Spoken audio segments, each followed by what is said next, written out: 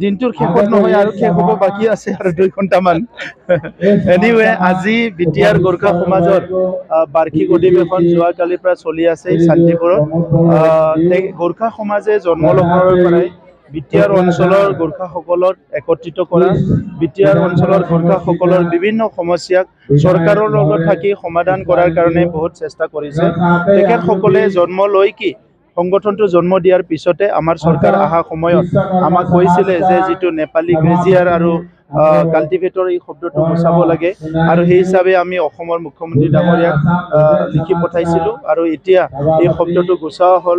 ইয়াৰ বাহিৰে বিভিন্ন য'ত য'ত গোৰ্খাসকল আছে তাৰ স্কুল কলেজ ঠিক কৰা, ৰাস্তা ঘাট ঠিক কৰা, সকলো সমস্যাবিলাক তেখেতসকলে সদায় মাত মাতি আহিছে, কাম কৰি আহিছে।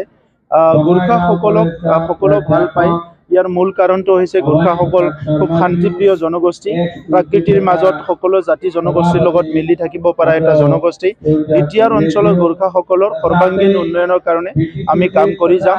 এই কথাটোকে মই আজি সভাত কৈছোঁ, কাৰণ আমি সকলোৱে মিলি বিটিআৰটো গঢ়িব লাগিব। আৰু বড়োসকলৰ দীঘলীয়া সংগ্ৰামত সদায় গোৰ্খাসকলে সমভাগী হৈ আহিছে।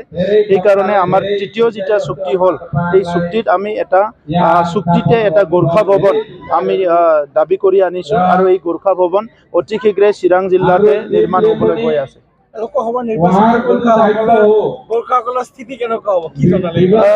আমিতো যিটো দেখোঁ গোৰ্খাসকল আমাৰ লগতে আছে, তেখেতসকলক আমি শ্ৰদ্ধা কৰোঁ, তেখেতসকলৰ লগত আমিও আছোঁ সদায়। তো সেইকাৰণে আমি আশা ৰাখিছোঁ গোৰ্খাসকলৰ পৰা আমাৰ ফালে যিটো মৰম সেইটো থাকিব।